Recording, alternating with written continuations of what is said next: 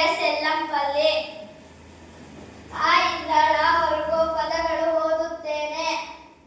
ತಬಳ, ಚಮಚ, ಕಡಗ, ಓಲಗ, ಅಗರ, ಸಗರ, ಪಟ, ರಸ, ಸರ, ದರ, ಅರ, ಜನ, ಗರಗಸ, ಸರಸರ, ಗರಗರ, ದರದರ, ಸಮರಸ, ಅಜಗಜ, ಸರಸ,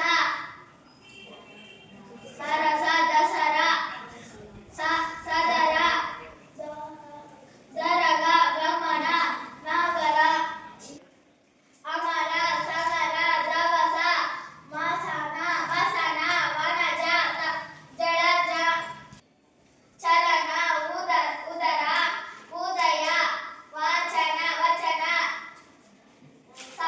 ಚಾದರ, ಊರಗ, ನಯನ, ಉಗಮ, ಪವನ, ಪಚನ, ವನ, ವನ, ಗಜ, ಮಗ, ಮರ, ವರ, ದಣ,